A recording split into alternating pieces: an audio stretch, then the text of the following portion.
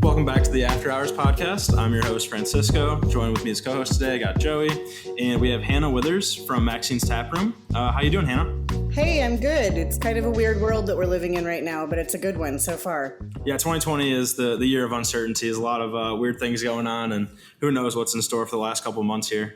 I think particularly for our industry, I mean, there are a couple of them that have really been turned on their heads, and ours in the live music industry and festival industry. I mean, there are a few of us that are specifically having to solve some complicated puzzles right now. Yeah, and part of the uncertainty that comes with that too is that there is no federal, regulations in place. Everything is state to state, city by city. So it just adds to the monotony that's going on right now. Yeah, I think, I think my favorite thing to watch has been Tom Colicchio from Top Chef. He actually had some lobbyists on the floor a couple of weeks ago that were lobbying for relief for our industry, particularly independent restaurants. And we have one of those as well. And his program was fascinating. I think it would have saved a couple of $1 billion for the federal government. And it was basically asking the federal government to subsidize 70% of income for all restaurants so that they could become mutual aid food centers for their community during COVID.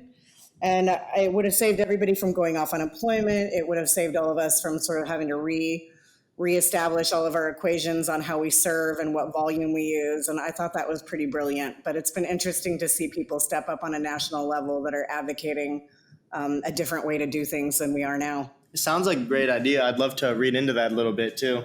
Maxine's Taproom, legendary, and it's a staple down in Arkansas. But just to clarify, you are not the owner. You prefer the term caretaker. Where does that come from? Yeah, it's an interesting equation that we have, to Maxine's family who inherited the building. Maxine Miller built this bar in 1950. She opened it as a single woman at the age of 25. I think she borrowed $10,000 from her grandparents. She had them paid back within a year. It's a long shotgun brick building. For Maxine's family and for people who have frequented Maxine's Taproom over many decades, Maxine's it's not a brand. And it's not, the name of the place comes from an actual person in their lives who was there for 60 of the 70 years that bar has been in existence. So we're very careful to say that we're taking care of that place. The space itself, part of what makes it special to us and part of what we love about it is how deep and rich the history of this bar is. And when you've got a place that's been in existence for 70 years and you've only been in the building for 7 of them, we're incredibly respectful to honor the legacy of any small business owner really who's been in existence for that long. That's a really long marathon of a small business, but also to do it as a woman. I think we're careful to say that place is always hers and always will be. Well said. From what I've seen online, it is very true to the statement that it is still hers and it is her domain outright. Because on your website, you have cocktails that are served her way, cocktails that are served one by one, just the way that she liked her patrons to drink them. And you're still using some of those original recipes, if I'm correct. Yeah, it's hard. So many things from that long ago were not documented properly. We have a lot of photographs. We have some really cool film footage from the 70s so that we can see that the way that bar was laid out and what the booths look like and what the people look like in there. But I think like any business who's been around for that long, she probably went through lots of evolutions. Most of the people who remember Maxine's, particularly from the last 30 years before she passed away, remember it as a beer bar. She did a lot of pitchers. She was a pretty heavy smoker. It was a smoky dive bar. She always had a bowling machine that people called a ding ding machine, which was I think that her family has all 3 versions of the original machines that existed in there. But you inserted quarters and, tried to make a strike on the bowling machine. So most of the stuff that we see that involve cocktails and liquors are from photographs in the 50s and 60s. And so there probably is a little bit of a revisionist history of how we pictured that bar, but knowing the era that it was in and the way that it looked, I mean, we were careful to throw back our classic cocktail menu to the era that she opened in. We do a lot of Manhattans, a good old fashioned, bee's knees. And so we sort of have a side of our menu that is an homage to the era that she opened in, and then we sort of have our craft cocktail side as well. And we still have those 14 taps of beer that she always had, but that is not our main focus anymore. Do you guys serve Tom Collins? We do. Yeah, we serve a lot of them. I mean, our bartenders are, some of them have surpassed my skills by far, and they understand the history of the cocktails. They understand the ratios and the formulas they should be built in. We think that sort of, pre-COVID, the volume that we were doing for craft and classic cocktails, our building is a little bigger than it probably should be to serve that many people drinks that have that many steps to them or that many ingredients. And so we think we're a pretty interesting hybrid of a sort of craft and speed bar. Yeah, the only reason I ask about the Tom Collins is because my grandma was born in Arkansas and she lived most of her life in Alabama before moving up here to Michigan, but that was her favorite drink. And I don't know if that's has anything to do with the part of the United States that she grew up in, but I just know that was one of her favorites. Yeah, my grandfather was a big Manhattan drinker, and we actually use his favorite Manhattan recipe for our Manhattans at Maxine. So I think, we've adapted a little bit of our own sort of magic and history to help Maxine sort of live on in that way. So Hannah, there's so much history behind Maxine's Taproom, but when did you actually take ownership of it? So my husband and I, who are 50-50 partners, we're a team in everything that we do. We have been in the building since 2013. We owned an artisan bakery across the street called Little Bread Company that we opened our Fayetteville location in 2007, and it's directly across the street from Maxine's. And when she passed away in 2008, her business tapered off a little bit. She was a pretty serious character, and there are lots of stories and lots of memories about her and who she was. So I think that, without her being in the building that was named after her, I think our thought was that it was going to take a really big change in image and change in the way that it sort of facilitated the community for it to be a success again. I think continuing on with, the Divey beer bar sort of vibe was probably not going to continue without her in it. I think she was such a big part of being in that, of that place being what it was. So we, kind of moved onto the street and moved to Fayetteville a year before she passed away, and we would come over across the street. When you're a baker, we would start at sometimes 2:00 in the morning, so we would be off shift by noon or 1. And Maxine's was one of the only places that was open. It was dark. It has no windows. It was air conditioned, which is a beautiful thing to hit right after you get out of a baking kitchen. And so we would go over and do happy hour there, and we, our staff and us, we would sit and most of the time be the only people in the place. So we kind of looked around, and my husband has a thing that I call his potential goggles, which when you're in our industry and you look at spaces and the way that people do things and the way that they create spaces, he puts on his potential goggles, and we started having conversations about what we would do, if we had access to do something in that place. And at that point in Fayetteville, there weren't a lot of places to drink craft and classic cocktails. There were not a lot of standalone bars doing that. There were some fine dining restaurants that had bar areas that were, sort of up and coming into that world, but there wasn't really anybody doing what we were doing in Fayetteville at that point.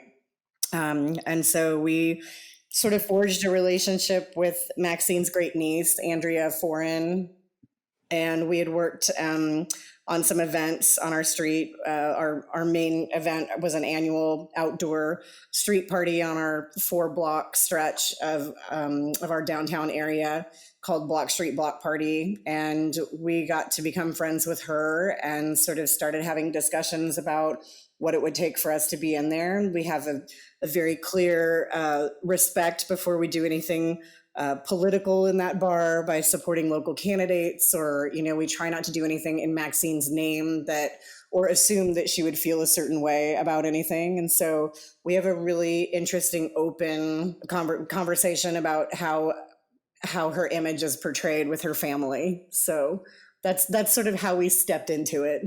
I was most interested with how you're saying that it's been an establishment for 70 years.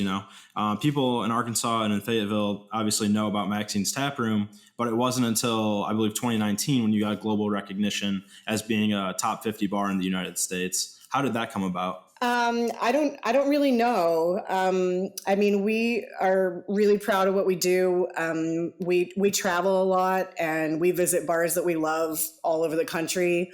My husband has what I think I'm pretty proud of, his immaculate palate. He's incredibly good at balancing cocktails. He's really good in the creative realm of knowing when something needs something extra or should stop where it is. And I think our general, we have a couple of rules that we go by when we're kind of changing the space. We say that, if we can put something new in Maxine's and it feels like it's always been there, then we've done it right, if it's not such an obvious drastic change. But I think also just creating cocktails that are accessible and also really quality and well balanced, then I think that we're doing it right. Well said. Yeah, the best change is the one that's like not recognizable. It's not forced. It just feels natural. So I like what you said there. I do have to say, though, that I think, a really good percentage of what makes that bar as special as it is the fact that it's been there so long and it's seen so many decades in Fayetteville. And so when there are people who, went to U of A in the 70s, it was a big law school hangout. They're able to come back here with their grandkids who are attending the flagship university, which is in our town, on alumni weekends or football game weekends.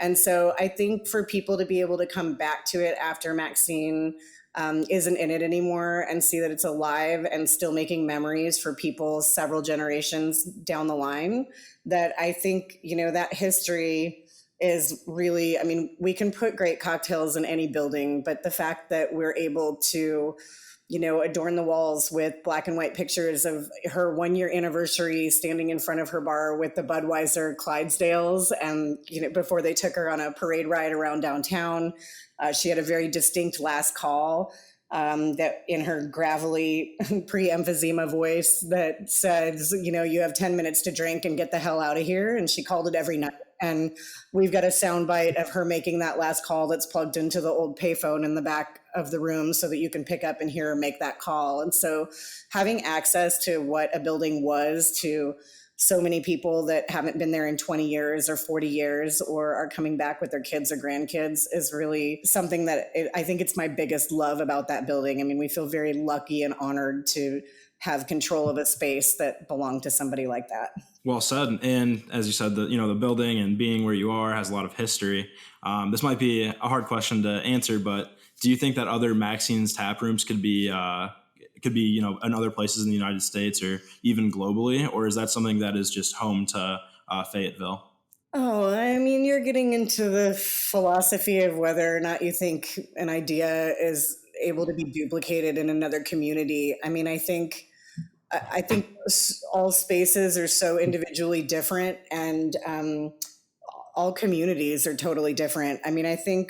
I think as a base concept of having accessible, well-balanced cocktails that are done very well and casually, I think that could be picked up and moved to another place. But it definitely wouldn't be the same without all of the things that make it what it is right where it is. So going off of that, what is your favorite part about owning Maxine's Taproom? I think we really love hosting a party. And I think, that's something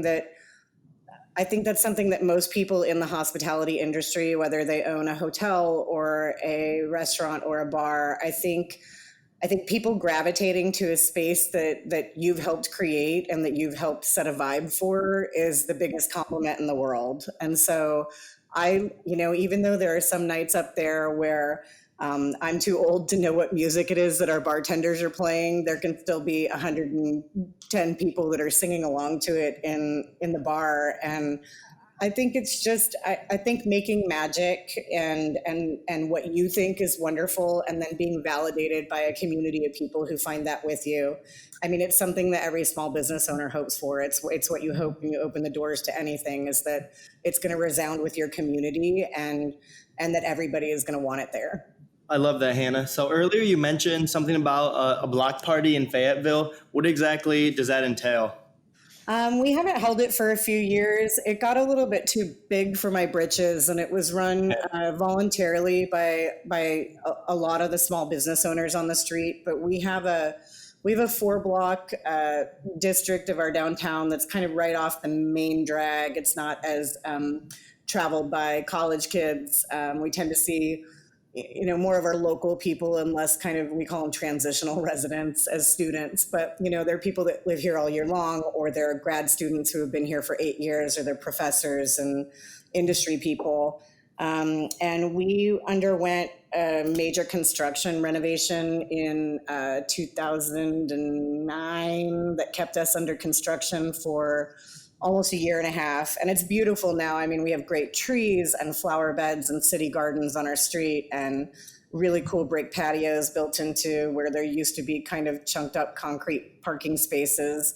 But I think a lot of us struggled during that construction considerably. And, when they were done with the street and people had been kind of walking over construction zones on wooden planks to get to our front door for so many months, that we wanted to do something to promote to the city and show our community that we were open again for business. And so we encouraged all 40 of the business owners on this stretch of street to get out and highlight what they do, bring their wares from their shop out the door, and set it up for people to see what we do and highlight what they do in their businesses. And I think the first year we had about 5,000 people in attendance. And I think by the end of it, we were about 15,000 people. We had 6 outdoor beer gardens that had 6 stages with 9 hours of local music on each one, up to 70 bands. We had 150 vendors that were all people who were handmade, and other small businesses in town. And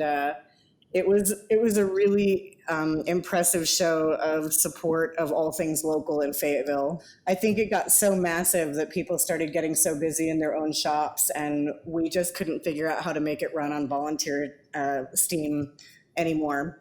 But I also am a big fan of things that end when they should. And I think it's okay for things to, go out on a high note. And so I think the people that were here living in Fayetteville and participating in that while it was here will still say it was the best thing ever. And handing it off to another person to another group of people to let it change and adapt is not always the best thing. So it's kind of one of those you should have been here when parties. And I think everybody on the street is pretty proud of it. That is very cool. To the best of my knowledge, we don't have anything like that around here. Zombie bar crawl is semi-similar. Yeah, it's a bar crawl though. It's not like a block party. Yeah.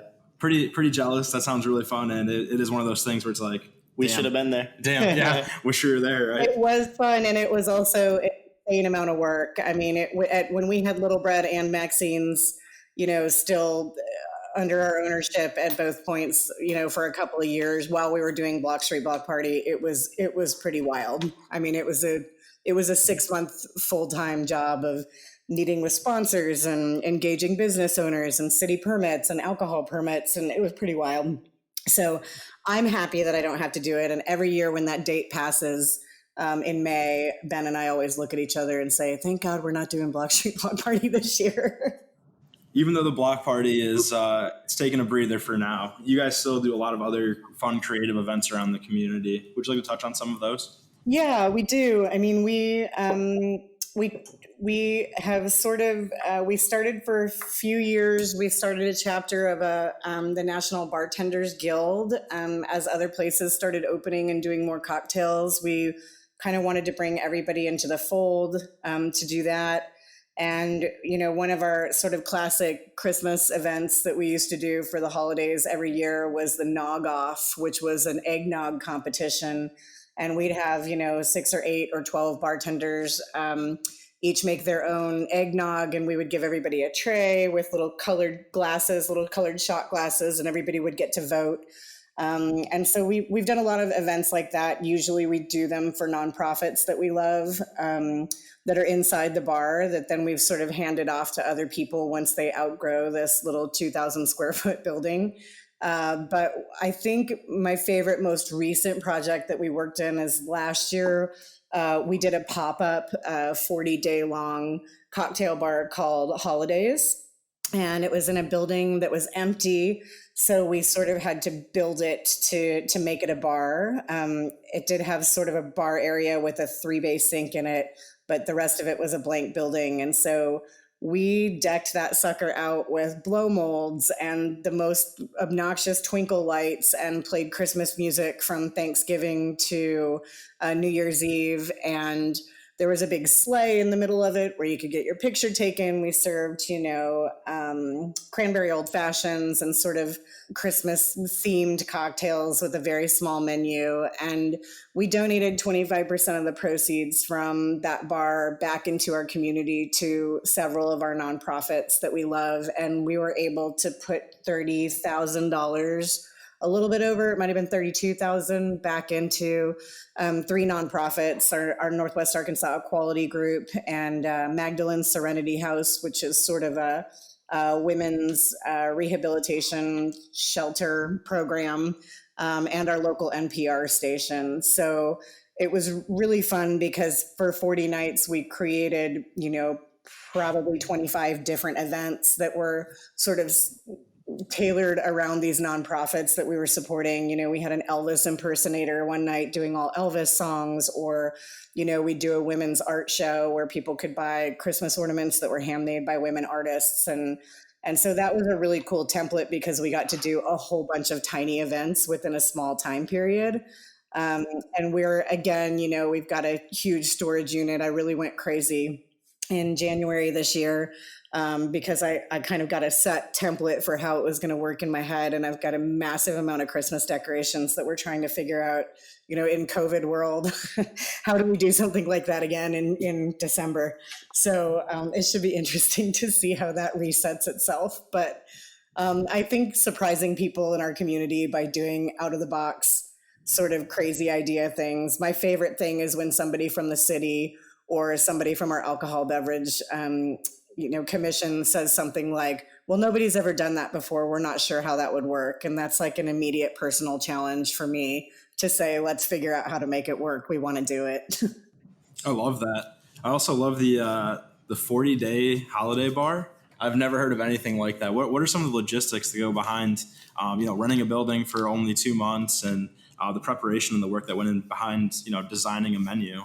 I think our general manager at Maxine, Steven, who is a brilliant cocktail guy, who started with us, I think 5 years ago. He was a door guy at another bar. We tend to hire people who don't have any bartending experience for the most part. We think that there are a lot of places where experienced bartenders come with a ton of baggage and a ton of bad habits, and so we tend to find people that we really like, who we think will probably be able to hustle and who we can train them sort of our way without training. We prefer to train them from the ground up, which is a lot of work, but that's the way we like to do it. So Stephen came on board and helped us create cocktails. We had 4 to 5 different bartenders that we hired to train. We did a lot of batch cocktails so that we could do things speedily. We hired 4 or 5 people that worked in other restaurants and bars that needed to pick up, a couple of extra restaurant shifts around the holidays, which is always a good thing for people in our industry. Had a couple of people from our restaurant and from our bar doing extra shifts, and it was fun. I mean, we had a set menu for the entire 40 days. I think depending on what your liquor laws are like in your state, Arkansas is kind of famous for having some of the most archaic and complicated and nonsensical liquor laws. And so what we had to do was we had to pull 8 5-day temporary permits in a row, which actually requires you to kick 25% of your proceeds back into a nonprofit. And so instead of permitting the entire building, I mean, navigating our state laws was a little bit complicated, but I think we pulled it off for the most part. It was really fun. I mean, there were a ton of people. I had no idea what a big deal Christmas was going to be. And people came in full ugly sweaters and, wrapped to the nines in Christmas outfits, and groups that were leaving Christmas parties that were in downtown. And we kind of had a line wrapped around the building for 40 nights. And it was wild and pretty exhausting, but we learned a lot this year. I think we could do it a lot more efficiently this year. And we may be doing it outside. That sounds like an awesome project, Hannah. Going off of that, Maxine's Taproom offers drinks to go until 9:45. What are the open container policies in Fayetteville? We have never had any open container policies until about a month ago. Me and another bar on Block Avenue, Bo Counts from Pinpoint, which is a pinball bar that's on our street.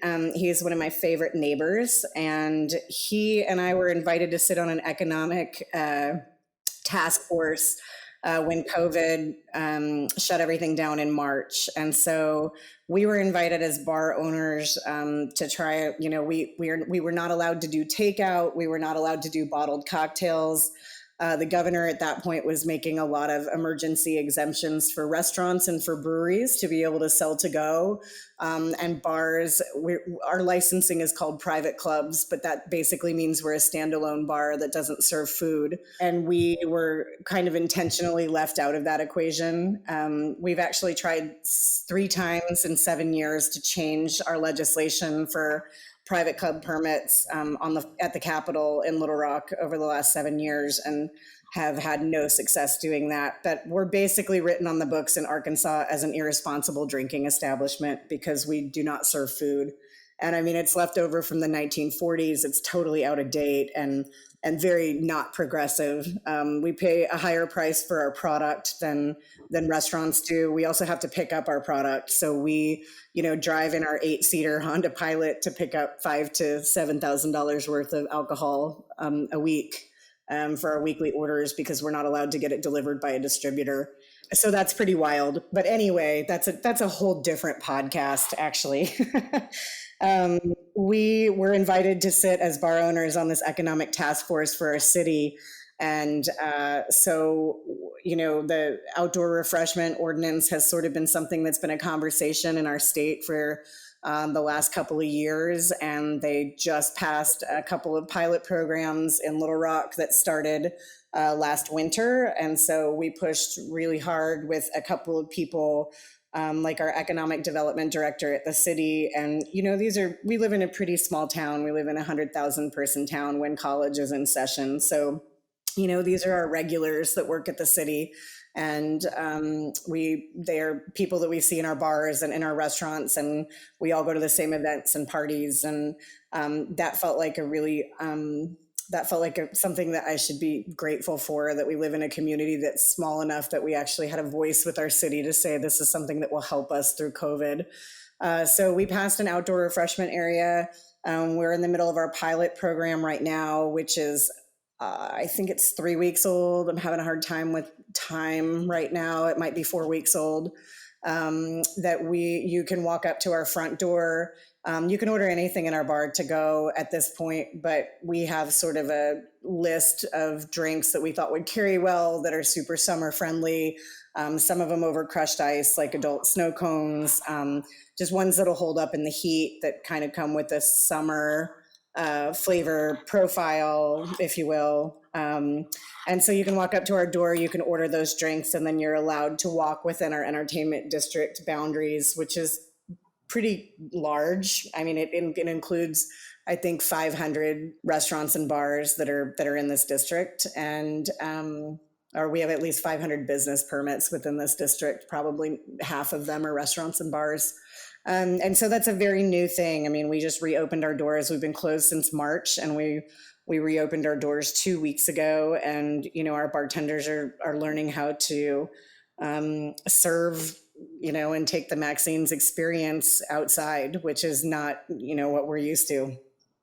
So I think we're learning a lot about our systems and our volume that we're capable of. And I don't know, it's brand new for all of us, but I mean, I think at this point, 2 weeks in, we've got about 60% of our sales are in to-go drinks because we are such a small enclosed space that people aren't ready to come and drink inside. So it's helped give us a little bit of a leg up with serving. That's awesome. Yeah. I love that you guys are able to innovate and that you guys, had a say in what your city's regulations were going to be.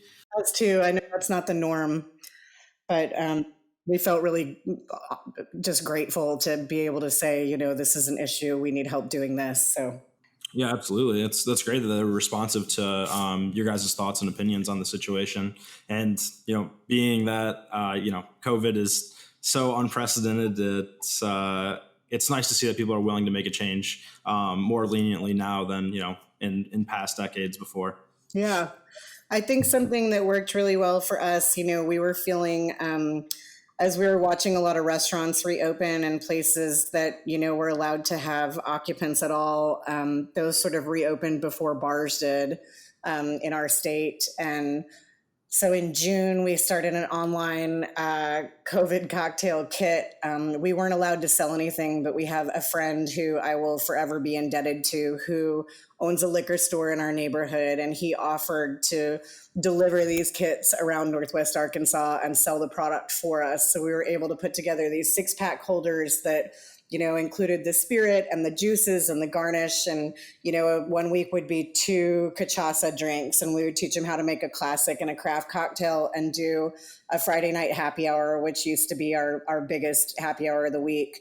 But we would do a live stream on Friday night happy hour. So everybody would get their kits delivered to their porch on Thursday, and then they'd be able to virtually be in the bar again, which they hadn't been able to do for 2 or 3 months. And so I think that was a really interesting way that we kind of were learning to take our experience home with people. And, it was a way for our bartenders to engage with their community again.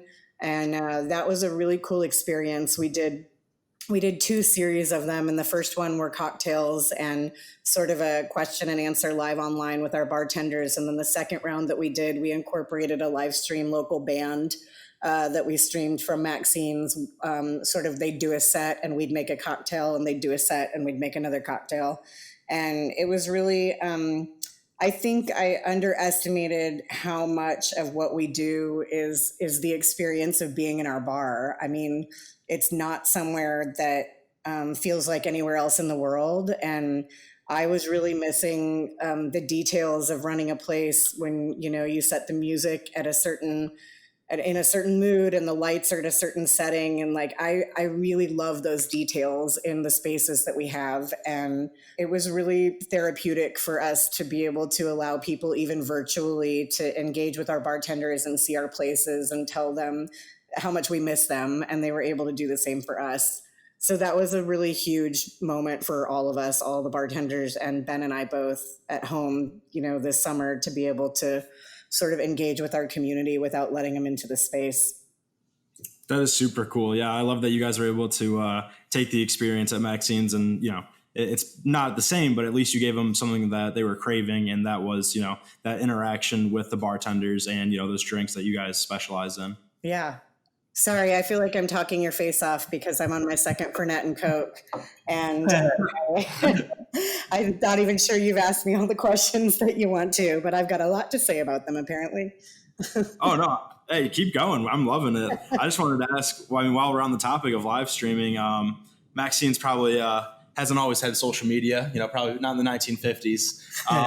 How is social media and the capability to live stream and interact with your audience? How has that changed, and how has that benefited Maxine's in the last couple of years? That was for sure a game changer for us this summer. We were lucky to have a couple people on staff and some friends that have done sound for us before when we participate in, larger music events or community events that could come and teach us how to sort of pretend like we knew what we were doing technologically. But I'm pretty sure that Maxine's had a Facebook page when we moved in 2013, but we added the Instagram element. And I don't know. I mean, I think it's our favorite way to reach out to the people that we collaborate with. I mean, we tend to, if we have a cocktail that has cold brew in it, we get it from one of our local roasters like Arcega's. And when we have a drink that has ice cream in it, it comes from Pure Joy Ice Cream in Siloam. And I think it gives us a chance to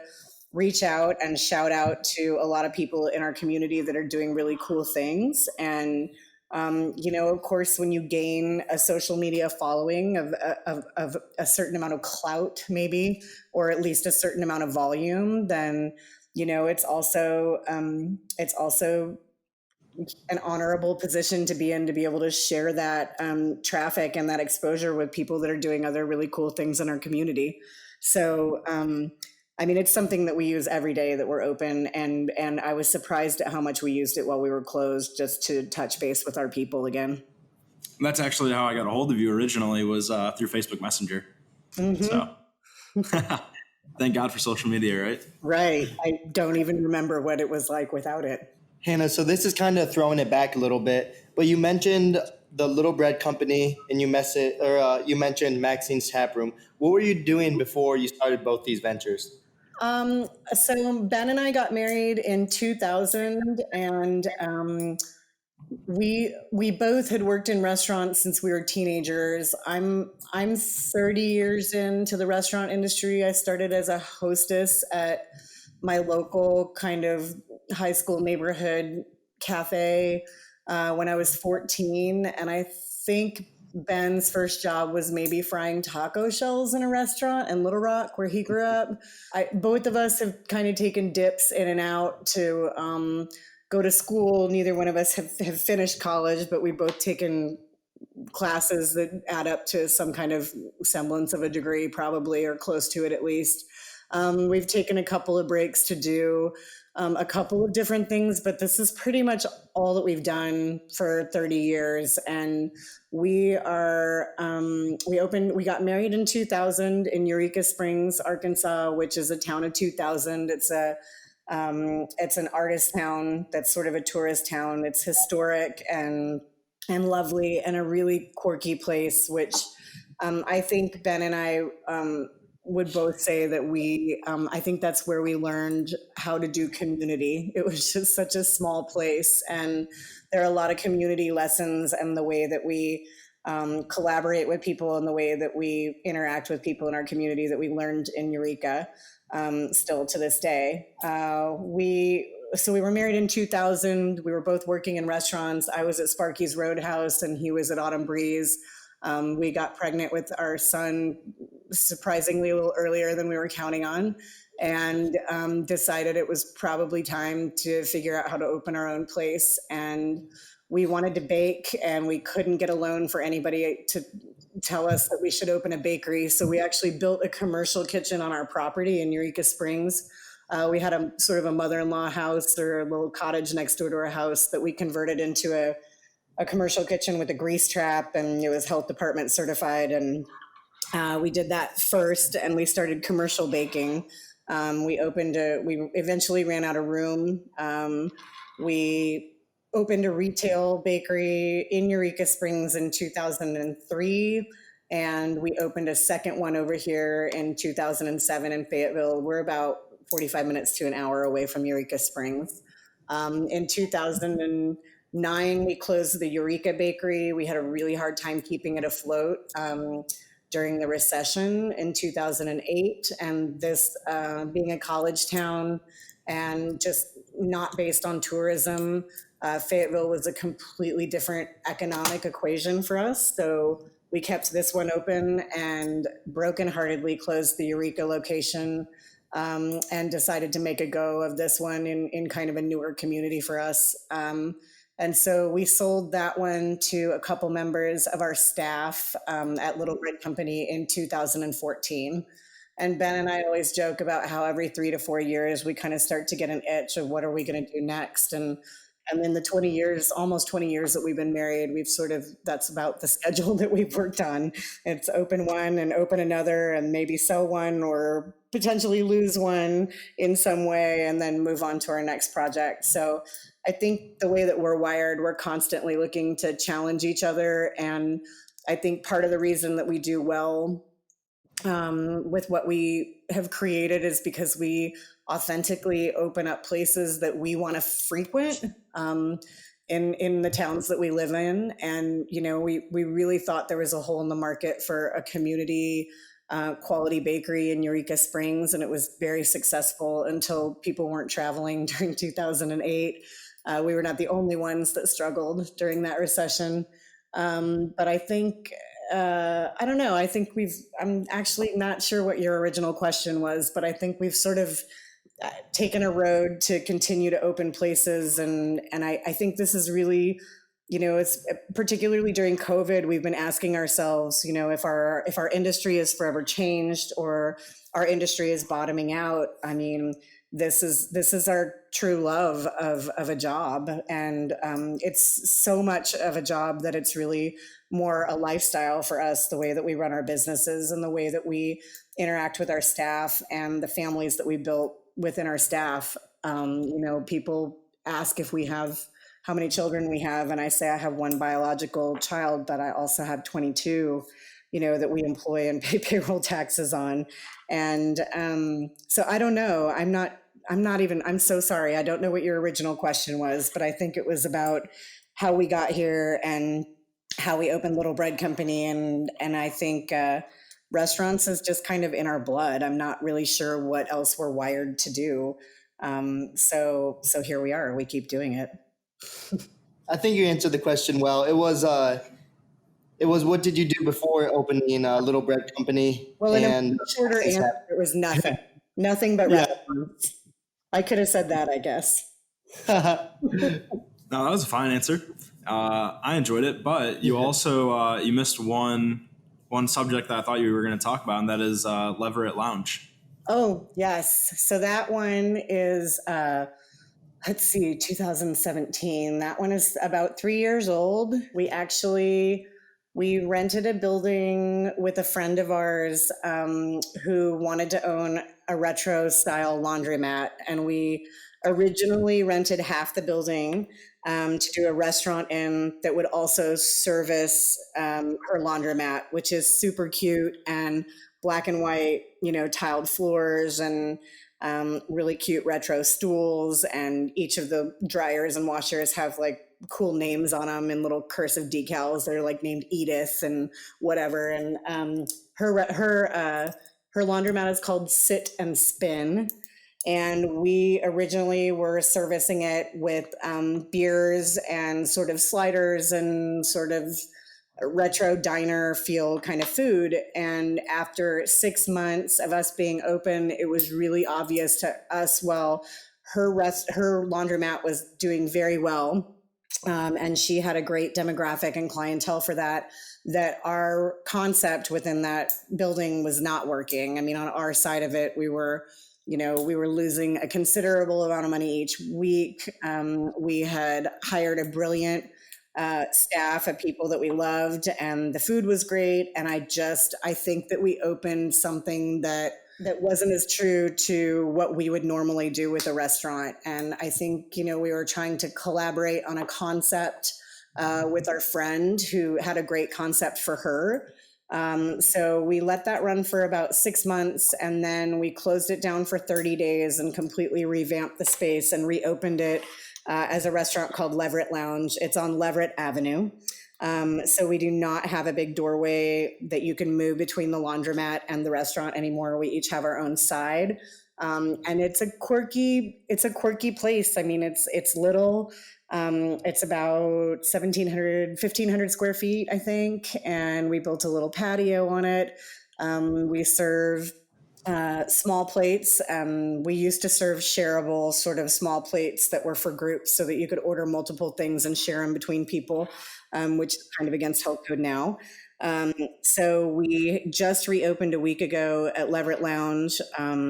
We have a rotating menu, both with wines and cocktails and desserts and entrees and small plates that we typically changed every 3 months for the last 3 years. So Ben and I, our favorite thing to do was to travel to somewhere like New Orleans or book a ticket to go out of the country so that we could get inspired by other cuisines. And Ben has a pretty serious background in sauces. He was a saucier for years and has a little bit of French training as well as the classic baking training. It's sort of a quirky menu that is all over the map. I mean, sometimes it's patatas bravas that are Spanish style, and right now we have a head-on, trout stuffed with collard green and cornbread stuffing. It's interesting to watch how much his culinary experience has sort of been influenced by spirits and by cocktails. He's got a spinach, a Catalonian style spinach that he deglazes in the pan with zerbins, which is like a pine flavored liqueur, or he does falernum green beans, which is an almond-ish liqueur. And so it's interesting to see his culinary skills sort of continue to develop, but also with an influence of what we've learned at Maxine's.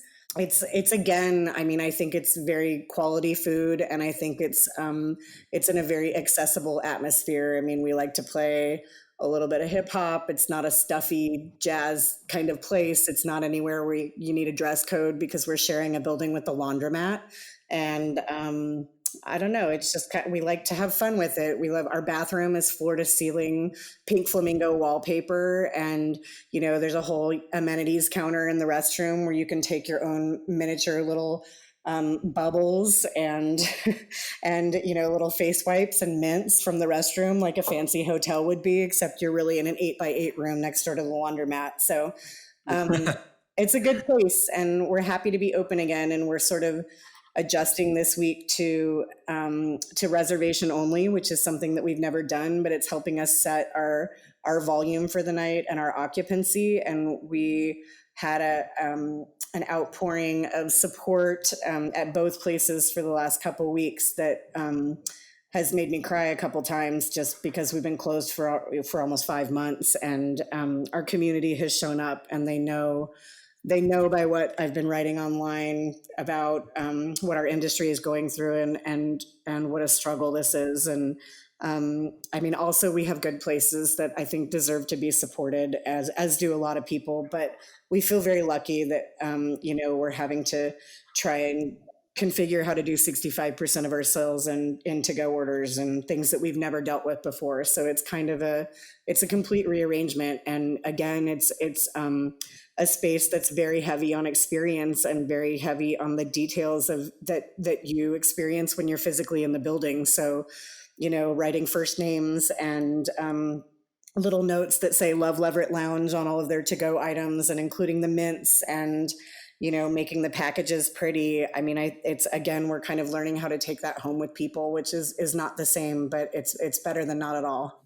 Absolutely. And yeah, it's weird times, obviously, and things are different now. But if there's anybody that I have faith in, it would be you guys. Seeing that, like you said, every 3 to 4 years, you guys are coming up with something new. You guys are creative. You guys are have a great team. Your husband, who you talked a lot about, seems like he knows the ins and outs of pretty much everything food and beverage related. So plumbing too. I mean, I've always been the front of house person, and Ben can fix electric and rewiring and plumbing. I mean, he's a pretty brilliant, he would say he's a jack of all trades, but a master of none, but he's pretty good at a lot of them.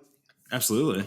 I think another thing that we did to reach out to our community, when our kitchen first closed, I mean, we closed both of our places about 4 days, I think, before the state mandated that we did. We had a lot of friends in other places that are in Seattle and San Francisco that were a little bit ahead of us on closures for our part of the country. And so we had a lot of people calling us saying, whatever $1,000 you're going to make tomorrow night, it probably isn't worth it. And you should just shut it down because it's coming and it's not looking great. And so we sort of led in our industry, in this town particularly, on shutting down in March. And we immediately had a full walk-in full of food that we had to figure out. So we started making family dinners for both of our staffs each night immediately after we closed. And we wanted, I mean, partly because we're wired to keep moving because we're restaurant people and we don't really know how to take a day off, but also partly because we were hurting so much for the people that are in our industry who, a lot of people in hospitality go to work for therapy. I mean, they go to work because they're continually moving and it's fast paced and this is what they love to do. This lifestyle is such a big part of who they are. And our hearts were kind of broken for everybody in our industry. So we asked our community to start making donations to Leverett Lounge. And we started a food program that was on Wednesday and Saturday nights where we would cook, 3 to 4 course meals that were to go for 125 restaurant people. They could register online.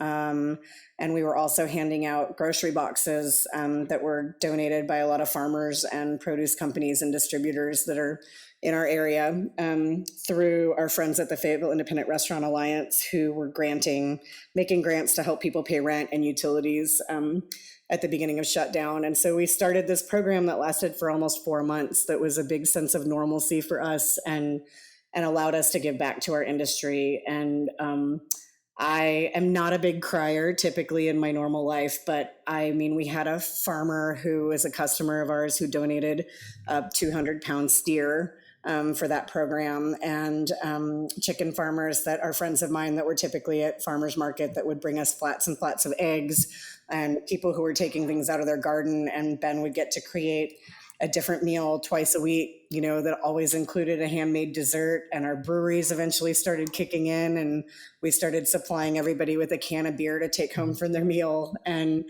so we've had the last 3 to 4 weeks off from that and are now back open again. And it kind of feels like we didn't really miss a beat at Leverett. I mean, our staff would rotate in and help us do curbside for all the restaurant people. And we got to see everybody on a lot of people on a pretty normal schedule. And so it helped us considerably to do that. And that was one of the ways that we were able to, see a lot of our industry people in town once a week and check in on them and make sure their unemployment was going through and make sure they had enough supplies at home and be able to tell people how to get help if they needed it.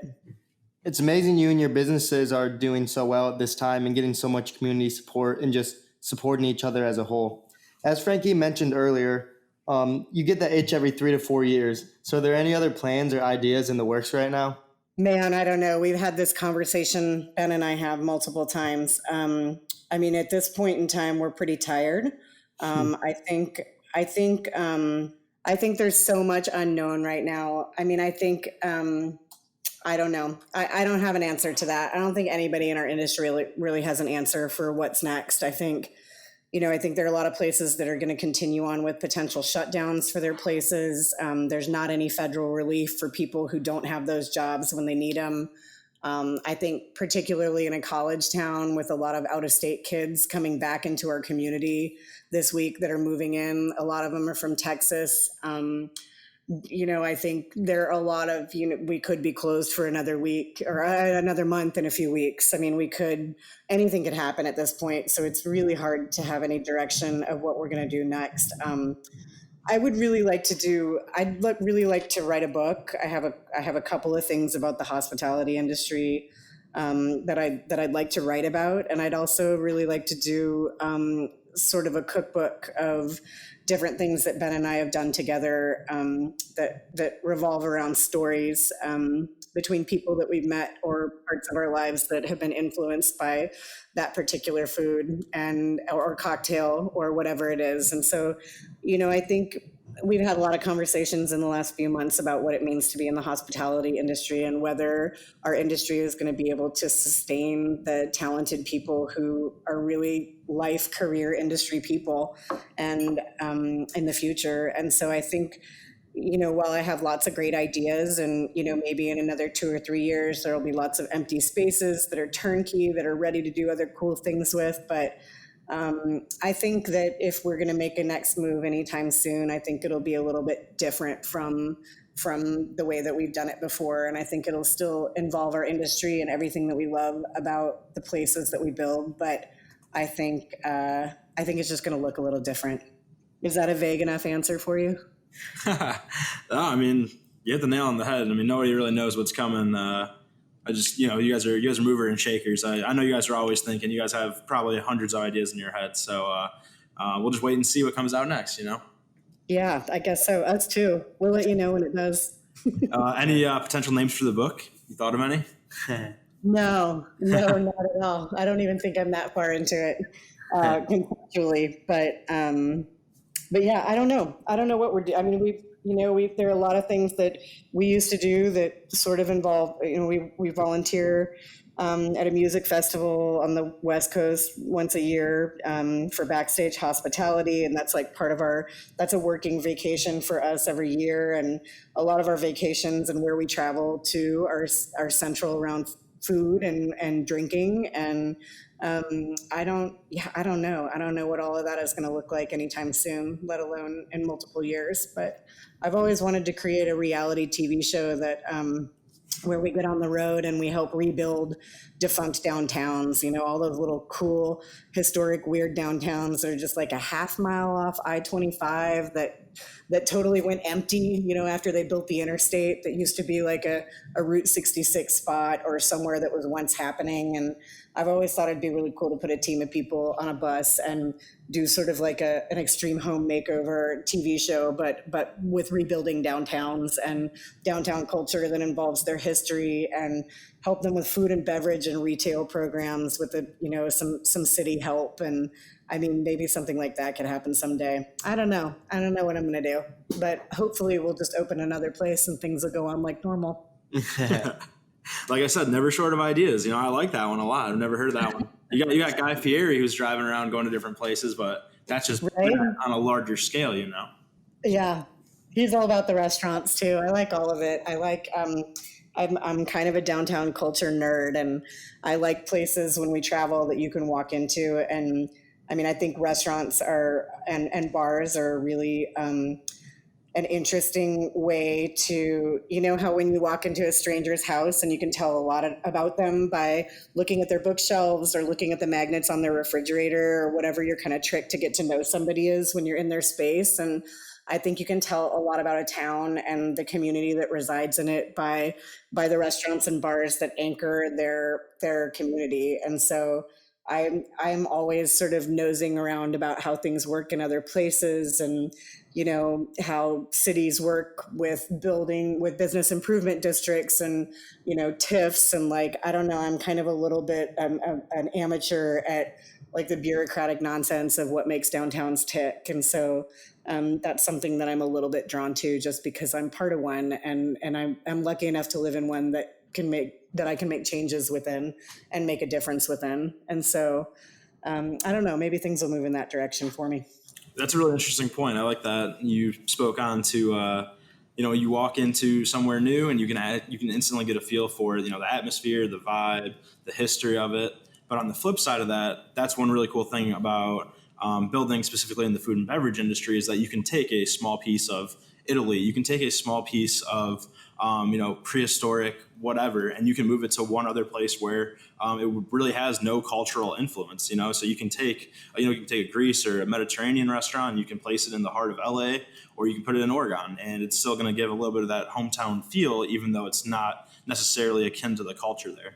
Oh, totally. And, this is Ben's department, because this is where he really nerds out with food. But I mean, you can actually find, historical points in the building of countries or regions of countries where there's another culture that influenced them, 300 or 400 years ago, and brought in this one particular, whether it's a technique in cooking or or a plant that wasn't native to that part of the country before, and completely changed their trajectory, with the history of the food and the culture that they live in.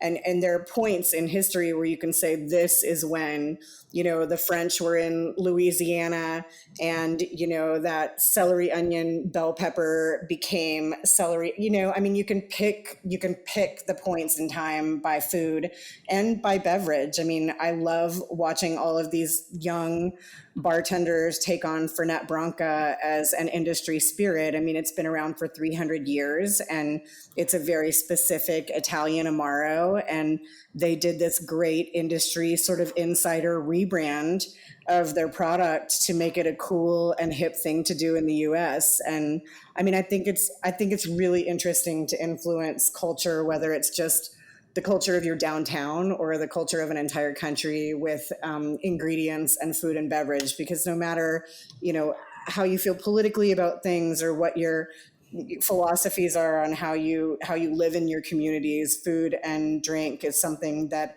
a lot of people can absolutely agree on and come together on. And so I think it's a fascinating part of the way that humans work. And I love watching, especially right before COVID, I feel like in the last 5 years with all the cooking shows and, seeing Julia Child have her own movies and her own sort of heyday of being a celebrity chef. I think that we were really starting to get somewhere in our industry that was super respectable, and I think there were more people that were wanting to become part of the food and beverage industry as a career instead of, a part-time job to get them through grad school while they were on their way to a real job. I mean, I think this is a real job for a lot of us, and those of us who are career industry people really, really love what we do. And I feel like we were getting there as an industry pre-COVID, and I think this is a big flip for a lot of us who are really starting to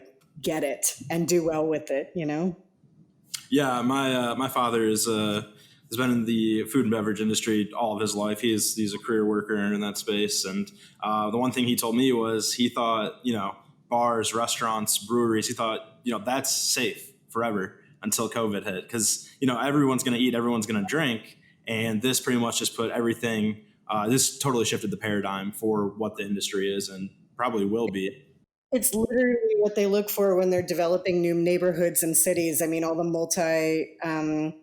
multi-use buildings, and that you can anchor a neighborhood and other retail establishments will follow, and you anchor your community with caffeine or alcohol or food. And so those development guys and the people who are building, expanding our cities and learning how to do this with our population, they know what that they have to have us doing all those things. And yeah, I think while our industry is particularly risky, depending on how you run it, I think it's always been a pretty safe bet for the most part that most of those, if you do that well, then it can do well.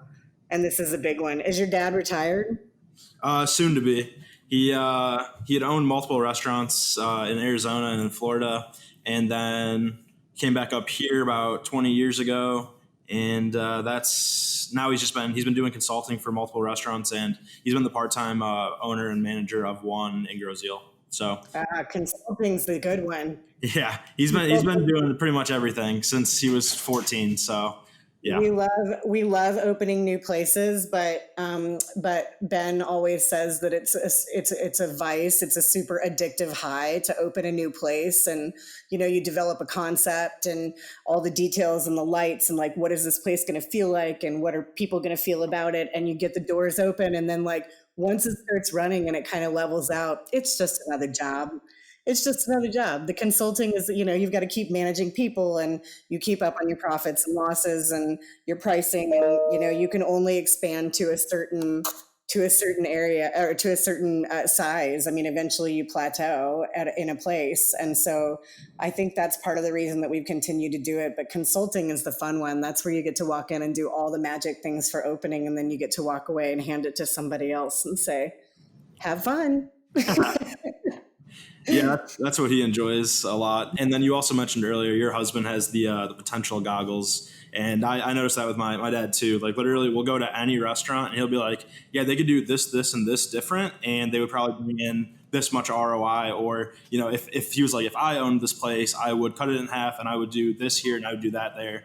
And yeah, every place we go to, he always has something to say about it. So that resonated with me. I'm a type A female Virgo, and that is it is if Ben doesn't ruin a meal out, criticizing the food, then I can ruin it by criticizing their lack of efficiency or what they could be doing better. So that's our joke is, where do you want to go out and ruin our meal tonight? I feel that. So people that are going to join the industry and they want to start their own place, what is some stuff that you've learned along your journey that would be helpful to them? I think a lot of people walk into our industry, into bars and restaurants, and think that it's going to be fun. And, when we owned the bakery, when people would put on their application that, they love to bake at home, I would immediately say to them, we will probably never hire you because I'm going to need 700 of those in 20 minutes. And this isn't a fun home project. It's a lot of hard work. And if you don't really love doing it at that speed and at that level, then, you're probably not going to make it. And so we used to see that a lot in Eureka Springs. People would retire to Eureka Springs from their careers, and they'd have a 401k and decide that it would be fun to open a restaurant, which is like the biggest, I try not to make eye contact and go, yeah, it sounds like fun. But I think that it's really physical, and I think that if you're not a super multitasker and willing to make it your lifestyle to see it succeed, then I think that, if you're looking for a work-life balance and normal days off and something that doesn't call you at 1 a.m. to tell you there's a plumbing problem, all of the reality of what it's like to run a restaurant, I think people underestimate how much of you it really takes to do something and do it wholeheartedly. I think also people go into it and they see the fun part of hosting the party, or serving the big birthday party and at their table or whatever it is. And I think that a lot of them underestimate how much math is involved. And the bookkeeping can be easy once you get into a rhythm, but really understanding what profit margins are and how much it actually costs to operate. I think that's a lesson that it takes a lot of people way too long to get into. And I think that a lot of people underborrow when they open a place. I think, when you have all your hard estimates of what it's going to take for X amount of months of rent and your permits and your construction, add another 30% or to 50% to give you enough cushion to work out your systems and have some backup for you. So I think what people underestimate are the amount of work, the amount of money they need to borrow, and the amount of not fun stuff they need to do. Yeah, it all looks like just fun and games from the outside, and then you really get down to the numbers and the nitty gritty and the time spent. It's not at all as it appears. Well, that's part of the magic of what we do, is that we make it look brilliant and fun. And no matter how you're on your very last portion of whatever, and everybody in the kitchen is screaming at each other about that last ticket and everything's melting down and something's on fire, there's a show in theater about our industry, being able to smile at people and tell them, we're still having a great time here. And that's, I think if you're making it look easy from the outside, and then I think you're doing it right, but it's not the reality of it. Well said. And if you were to go back, what is one thing that you would do differently? I don't know. I'm pretty proud. I think I'm pretty proud of what we've done. I think we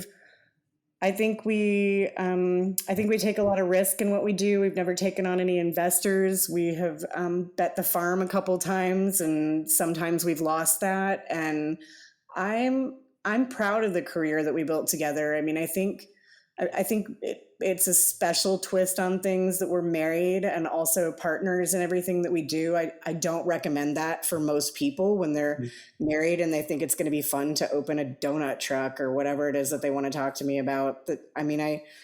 I don't think I'd change anything, actually. I think I would have made my kid start working in my restaurant when he was much younger so that he was payroll tax free. But I think that's the only thing. I'm happy that he grew up in our places and will have memories of those places. But I'm definitely hoping that he finds something else to do for a living. Heard that before. That's probably a wrong thing. Yeah, right. I bet you have. I think all parents, no matter what industry they're in, they want something different for their kids. But so you were talking about risk. Going off of that, what is the most thrill-seeking thing you've ever done? When I was younger, I used to like the bungee jumping and the zip lining. I used to like the heights kind of thrillist stuff. My husband Ben when he was much younger and, used to tour the country seeing bands. He was a big roller coaster fanatic and has ridden almost every roller coaster in the United States, or up until about 15 years ago. I'm sure there are new ones, but I think mine is probably, I love to get in a hot air balloon. I like heights. I like zip lining. I liked rock climbing when I was younger. I mean, talk about risk. We take very low risk for recreation now these days, just because as we get older, we have more on the line, and if one of us goes down or breaks a hip or does anything too stupid, then everything goes down. Everything comes down around us. So I think the heights thing is probably what I was into for the high risk. I mean, that's more risky than some stuff I would do in terms of like bungee jumping and stuff. So it's been a couple of decades since I've done that, but I still think that what we do in opening places and the way that we work is riskier than jumping out of a plane or any of that stuff. Agreed.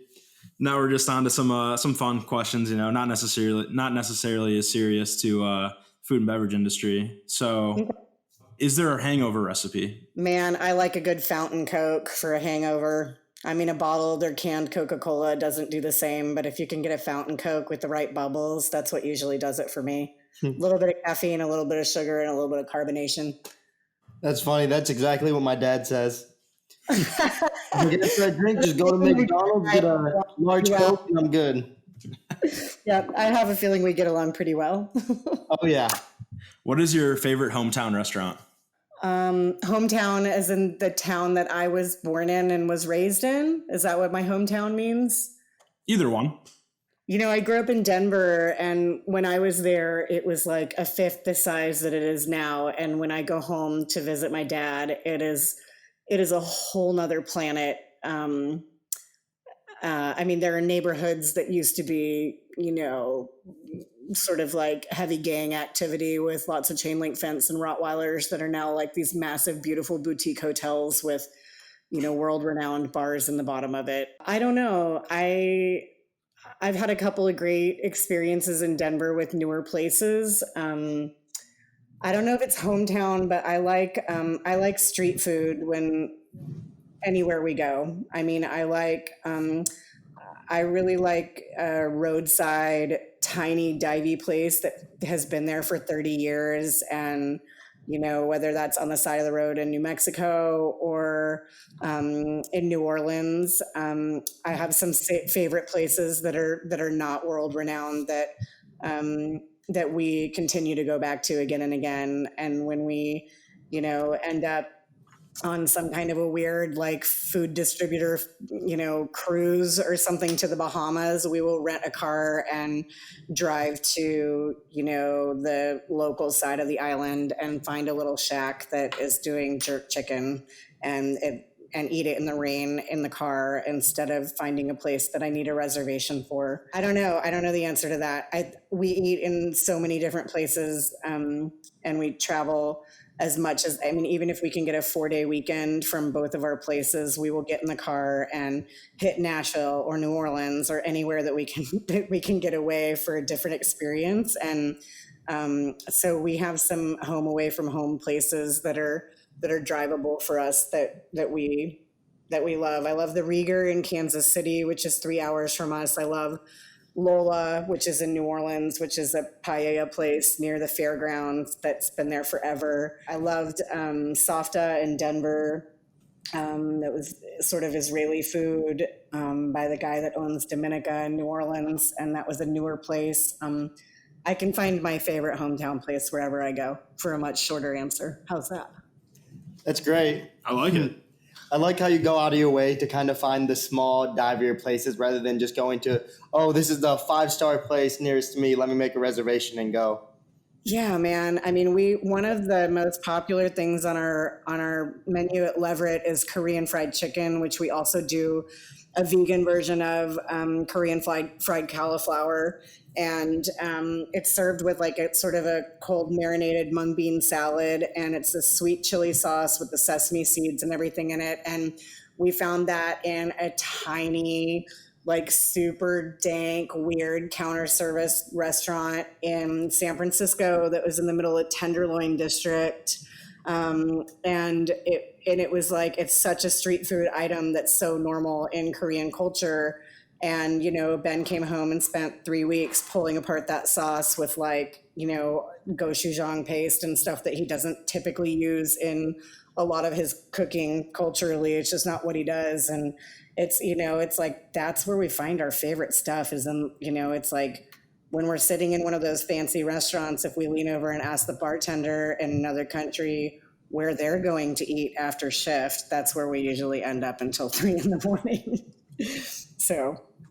Hey, that's the way to do it. I mean, locals are the best. Yep. That's why whenever I go to like a new restaurant or a bar, I literally just like, what would you recommend? Yep.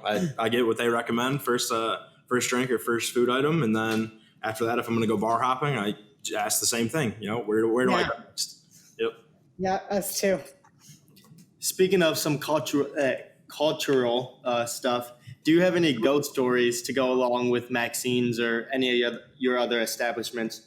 I definitely, that bar has no windows. There's like a sliver of a window in the front of the front door that she built that was like the minimum amount of window square footage that she could have on a building legally in 1950.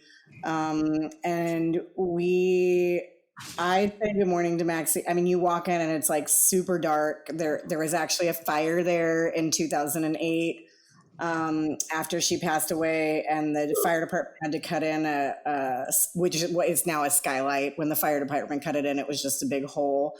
So there's a skylight kind of towards the middle of the bar, but it's pretty dark. And I say good morning to Maxine every morning when I open it up, and she had a spot that she sat. I mean, there are so many brilliant stories that I've heard about her over the years, but she had a spot where she sat in her stool, and the stool had her name on it, and it was getting kind of ragged when we moved in there. So her bar stool top is now on the wall, so that it can be preserved. But when she was sitting in it, it was always at the same spot. And particularly the first couple years that we opened, we had a lot of bartenders when they were closing at night who would feel like a tug on their shirt when they were mopping, when they were kind of walking past that stool.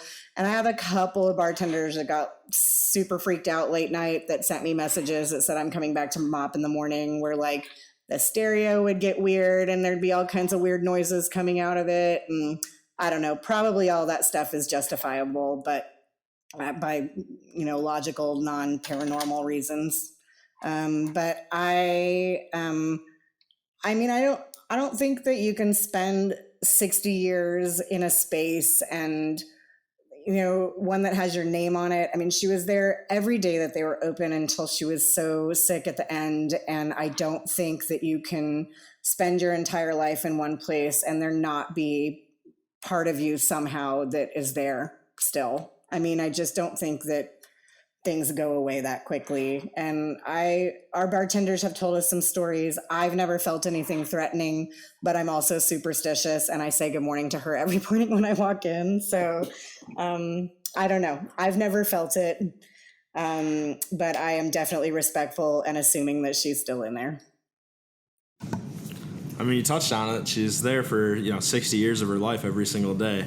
Just kind of makes sense, Yeah, she counted down the drawer at the end of every shift. She parked her Lincoln in the next door parking lot. I mean, she was a gambler, and her bartenders drove her on their days off to Tunica, Mississippi to, hit the tables. And I mean, she was a definite character. And I mean, if some sort of her spirit isn't in there enough, there are enough stories that we hear from people that are new things that we've never heard. I mean, every couple of months we get a new person who either worked for her or who was a regular in there. My favorite story about Maxine was we've cleaned it up a little bit. I mean, she's definitely gone through some phases where the building was taken care of better than others at certain points in time. And she There's a group of guys that lives in Fayetteville. Mike Malone used to come in there for happy hour as a regular, and she would sit on a stool behind the bar, and it had at that point one of those drop, popcorn panel ceilings with the grid across it that were stained with cigarette smoke. And she would sit on the stool by the register, and Mike and his buddies would come in, and she had one of those chip clip kind of display rack things where little bags of Fritos and things were clipped, and they would come in and buy a beer, and they'd buy a 50-cent bag of Fritos, and they'd give it to Maxine, and she would sit on her stool with a broomstick with the nail on the end of it, and she would open the bag of Fritos and put it on the nail and lift it up into one of the ceiling panels, and there was a furry hand of a raccoon that lived in the popcorn ceiling, in the panel ceiling, that used to reach down and snatch that bag of chips out of their hand. And when we heard that story, first of all, where the fuck was the health department? Second of all, we had to go and find a stuffed raccoon. And so we have a taxidermied raccoon that lives up in the ceiling over what we call the rock star booth, which is kind of by the front door, and it seats 10 people. And it's kind of buried in the dark of the ceiling, and people see it every once in a while, and they wonder why it's up there. And we tell them the story about the raccoon.